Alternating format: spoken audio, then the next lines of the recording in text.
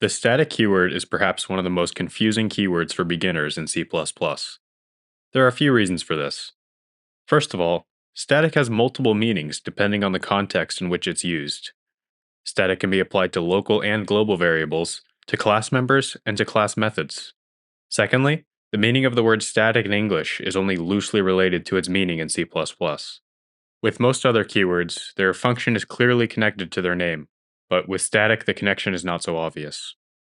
Nonetheless, there is a connection, and understanding it will hopefully make everything fall into place. I'm going to briefly discuss your computer's memory and how it's allocated under the hood. This low level detail is necessary to be able to reason fluently about how and when to use static, which will ultimately make you a more effective programmer. With that being said, let's get into it. Static essentially controls two things in your programs: linkage and lifetime. Linkage, if you don't know, is a process that happens after compilation, where different translation units are combined into a single executable file. Lifetime refers to the amount of time in which a variable has a place in memory. We'll start off by talking about lifetime. Lifetime, like I've just said, has to do with how long a variable remains in memory. So let's talk memory. You may know your computer's memory is split into multiple segments, each with a different purpose. Relevant to us today are probably the three most commonly discussed memory segments, which are the stack, the heap, and static memory. Let's go from the top. The stack is a region in your RAM dedicated to managing the execution flow of your program. And what I mean by that is that it's what stores the information about which functions have been called, where they're called from, as well as any local data to those functions. It operates in last in, first out fashion, akin to a stack of books. You can only access things on the top of the stack, nothing from the middle or bottom. You can think of this as when you call a function from main, you can no longer access any local data from main because you've stacked another book or another function on top of it. When a function is called, all of that function's data, including any arguments and local variables, are pushed onto the top of the stack. Only when the function returns or a variable goes out of scope is it popped off the top of the stack. And all of this is handled automatically by the compiler. So we think of this as automatic and scope-based memory. Next, we have the heap. The heap is a dynamic memory region where memory can be allocated and deallocated during a program's execution.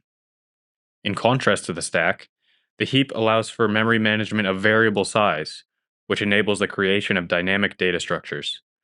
However, with this power, it's now your responsibility as the programmer to manage the memory that you allocate. Namely, this refers to calling delete after every call to new. Otherwise, you risk getting memory leaks, which have a litany of negative side effects. The heap can be thought of as manual and dynamic memory. At long last, we come to static, which is the primary focus of this video. Static memory is a segment that is allocated before runtime and remains throughout the entire lifetime of a program. This means that any variable placed inside of static memory is guaranteed to stick around until your program terminates. All global and static variables are placed in static memory. This is the connection between the word static and the function of static in C++. A static variable is placed into static memory, and thus it persists throughout the entire lifetime of the program. If this all seems meaningless and esoteric, no worries, it's probably best explained by example anyways, so let's get into some code. Here we have a file with a function called increment that initializes a variable called count to 0, increments it, and prints it to the console. We call increment a few times from main. When we run this, we get relatively predictable behavior with a bunch of ones printing out. With each call to increment, a new count variable is pushed onto the stack and initialized to 0. And every time increment returns, the count variable is erased or popped from the stack. But now let's mark count as static and see what happens then. When we run this version of increment, we get 1 through 5 printing to the screen. So why is that? It's because static variables are stored in static memory. They're assigned a location in memory once and remain there throughout the entire life of the program. This means that with every call to increment, it's no longer that a new count variable is created and initialized to 0. Rather, that only happens once before the program starts running. From there, the count declaration is skipped, and it's the same variable being accessed and printed. You may remember that I said global variables are also stored in static memory. And sure enough, if we were to mark count as global, we can achieve the same behavior. This, believe it or not, is actually a really good illustration of what's going on. This code is more intuitive, and it turns out that these two versions, one with a static count and the other with a global count, compile to the exact same assembly instructions. Interestingly, the only difference is that when we find the mangled count variable name in the assembly code, the increment function is also there for the static version. This represents the added benefit of using static, which is that the count variable is scoped to the increment function. Let's pause here for a moment because I know I've talked about how these variables are stored in different parts of memory, but what does that actually mean and how can it be verified? It turns out that it's quite easy to verify because these segments actually occupy different physical address spaces. Here I have declared four integers, a static and non-static global, as well as a static and a non-static local variable.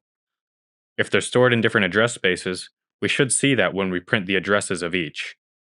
And sure enough, when we run this, you can see that the two static variables and the global variable occupy sequential address spaces beginning with 0x10 in static memory, while the local variable lives miles away on the stack in a region beginning with 0x16. If you run this on your machine, you may get wildly different addresses than I got here. In fact, I get slightly different addresses every time I run this program. But you should still see that the first three variables live immediately next to each other in a lower address space than the local variable. Going back to the increment example, I'd like to issue a disclaimer here that there's a group of programmers that say you shouldn't do this. You shouldn't use static to achieve this behavior, and you probably shouldn't use static local variables at all. They bring up valid criticisms about counterintuitive behavior, about how the lifetime of the variable may well exceed what it's needed for, and about how the function with a static local cannot execute concurrently in multi-threaded applications. My take on this is more or less the same as it is anytime someone says never do X or always do Y in programming.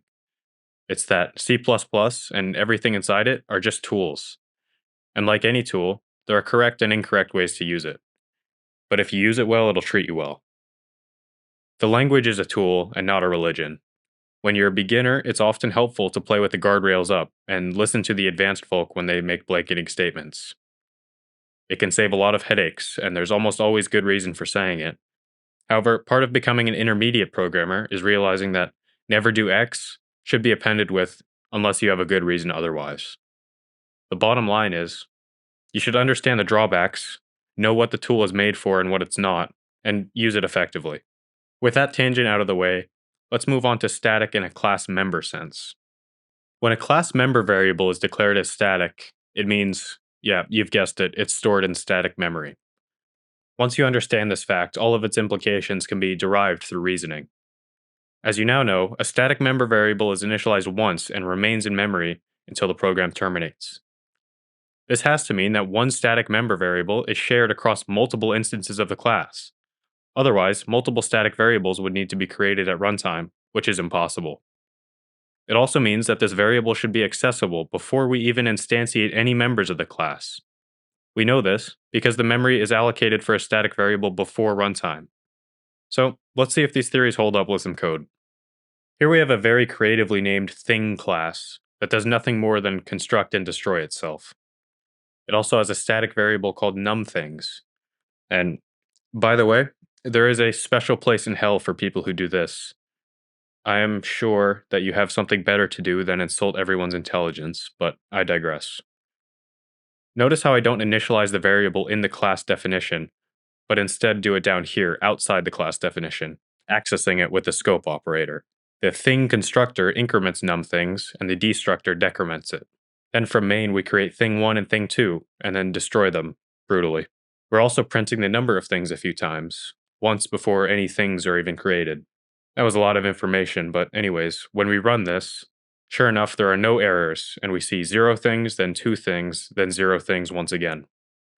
This is because both thing1 and thing2 access the same numThings variable in their constructors and destructors. It's shared across multiple instances. You can think of it like each thing points to the same numThings variable. Although this is a bit misleading because there is no pointer, it's just that numThings belongs to the thing class rather than to any one thing object. Quite similarly to the static local, the same behavior could have been achieved with a global variable. However, in this case, the benefits of using static are even more pronounced, namely because we can mark this variable as private and achieve all of the same encapsulation benefits that come along with classes. Static methods obey the same key rule as static member variables. That is, that they belong to the class rather than to any one object. If you think about it, this means that they shouldn't be able to access any member variables, because the member variables belong to the objects rather than the class. That is, unless they're also static members. And sure enough, the rule with static methods is that they can only access static members. But why would you ever want a method that can hardly access any of its members? Let's keep numThings marked as private, which is probably best practice anyways. We usually don't want members to have public access without a very good reason. Now, when we run this, obviously we get a ton of errors. We can no longer simply access numThings from outside the class, so we'll need to set up some getters and setters. However, we still can't run this. These non-static functions belong to an instance of the class, and thus cannot be called unless we first instantiate any instance of the class. In other words, we can no longer print numThings until we first create a thing. If instead these methods were marked static, all would run well. So hopefully that was a good illustration of the utility of static methods, but it really only scratches the surface of how they're used in class design. The goal here is just to cement what static means, so you're able to reason about it and decide how to use it best. Up until now, we've seen a few examples where global variables could have been used in place of static variables to achieve the same functionality. But what happens when we declare a global variable to be static? Global variables are already stored in static memory, so is it just redundant? The answer is no, and the reason has to do with the other function of static, which is to control the linkage. Linkage is the process of combining different translation units into a single executable file after compilation. When a global variable is declared as static, it means that the variable has internal linkage, and internal linkage restricts the variable's visibility to the translation unit where it's defined. In clearer terms, the variable can only be accessed within the same source file where it's defined. Here's a quick example to illustrate. Suppose we have a modular program like this, where there's a very important number defined in two separate translation units. These modules will compile just fine, but when it comes time to link them into an executable, problems will occur. We get a duplicate symbol error, because there are two variables with the same name, both in global namespaces. Notice that this happens even though neither of these modules includes the other. It happens because the linker is unable to resolve the ambiguous variable reference. There are a few ways to resolve this problem, other than just choosing a better variable name. First of all, we could mark one of these variables as static. What static says is that the very important number will have internal linkage. Thus, it's only visible to the translation unit or file where it's declared. You can think of it almost like declaring it private to the translation unit. Now when we run this, everything will execute perfectly. The other way to get around the duplicate symbol error is to mark one of these very important numbers as extern and get rid of its initialization. What extern says is basically, look for the variable in a different translation unit, and it will find it over here set to 100. Of course, this isn't equivalent because now the very important number has the same value across both files, but it does resolve the duplicate symbol error nonetheless. Hopefully you were able to take something away from this video and the static keyword is now cemented well for you. I've never seen a video explaining it this way using static memory, which is odd because it's the explanation that I find most intuitive.